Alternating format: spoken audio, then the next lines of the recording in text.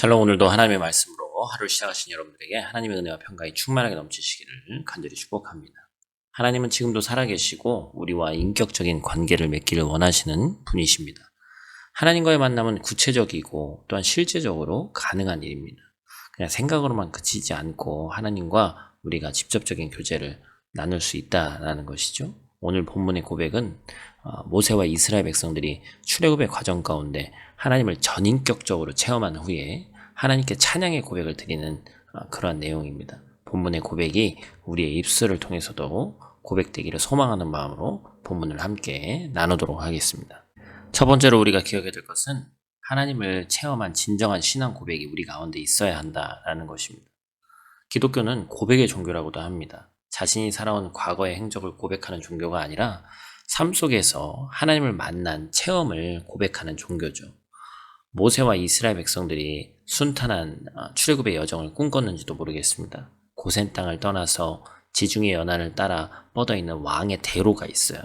그곳을 지나면 한 달 안에 넉넉히 가나안 약속의 땅에 다다를 수 있습니다. 그러한 생각을 꿈꿨겠죠? 하나님께서 함께 하시니 순탄한 여정은 따놓은 당상이라고 여겼습니다. 하지만 그 꿈은 홍해 앞에서 한순간에 물거품이 되었죠. 앞은 대자연으로 가로막혀 있고 뒤로는 눈에 살기가 도는 애굽의 군대가 쫓아왔었습니다. 이처럼 위태로운 일촉즉발의 상황 속에서 하나님의 놀라운 권능이 나타났죠. 홍해의 기적을 통해서 이스라엘 백성들에게는 구원을, 애굽 군대에게는 좌절을 안겨다 주었습니다. 모세와 이스라엘 백성들이 권능의 하나님을 체험하고 다음과 같이 고백했죠. 2절 말씀이죠. 여호와는 나의 힘이고 노래고 나의 구원이시다. 하나님을 체험한 자의 그 체험을 신앙으로 고백할 수밖에 없게 됩니다.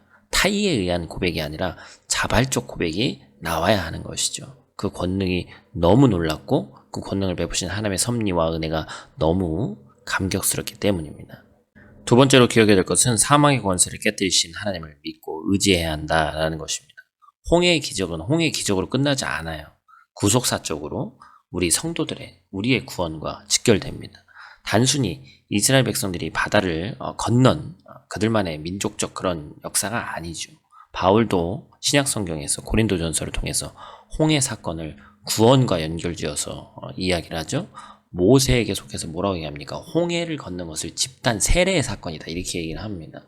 구원은 하나님께서 예수 그리스도의 구속 사역을 통해서 사망의 권세를 깨뜨리신 전무후무한 사건이죠. 우리는 모두 원죄를 가지고 태어난 죄인으로서 자범죄를 지을 수밖에 없는 운명을 타고난 그런 존재들입니다. 그러나 예수 그리스도의 구속 사역을 인해서 새 생명을 얻게 됐고 죄의 결과인 영원한 사망으로부터 해방됐습니다.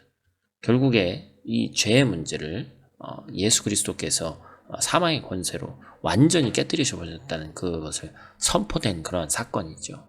그리고 이 선포는 홍해 사건을 통해서도 이미 예견됐죠. 하나님께서 중무장한 애굽의 군대를 홍해 바다에 수장시키신 것이 바로 그 증거입니다. 당시 오합지졸과 같았던 이스라엘 백성들이 스스로의 힘으로 애굽 군대와 대항해서 항전할 수 없습니다. 그들의 손에는 무기조차 없었습니다. 지난 400년간 애굽이라는 절대 강국 앞에서 두려워하면서 그들이 시키는 일을 힘겹게 감당할 수밖에 없었어요. 완전한 통제, 완전한 지배를 당하면서 철저히 유린당했습니다. 사망의 권세가 이렇게 무섭습니다. 나의 자유를 억압하고 영혼을 파멸로 이끌어가는 거예요. 하나님께서는 이스라엘 백성들이 그들의 힘과 지력으로는 출애굽을 감당하지 못할 것을 이미 알고 계셨습니다. 그래서 그 아무것도 할 수 없는 그 순간에 하나님께서 일하신 것이죠. 이스라엘 백성들은 칼 한 번 휘두르지 않고 자신들을 철저하게 압제하던 애굽의 군대가 바다에 수장되는 현장을 목격했습니다. 전적인 하나님의 역사하심, 절대적인 하나님의 섭리와 은혜로 사망의 권세가 산산조각 나는 것을 목도한 것이죠. 마찬가지로 우리의 삶 속에서도 하나님께서는 이미 사망의 권세를 무력화시키셨습니다.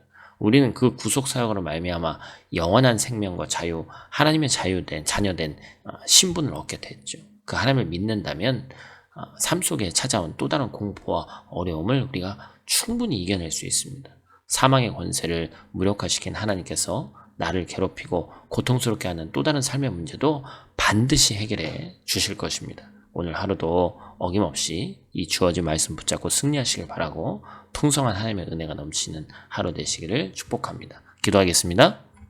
전능하신 아버지 하나님, 하나님을 체험하고 우리의 생각과 가치관이 달라지게 하여 주시옵소서. 또한 고백이 달라지고 그로 인해 우리의 삶이 궁극적으로 달라지게 하여 주시옵소서.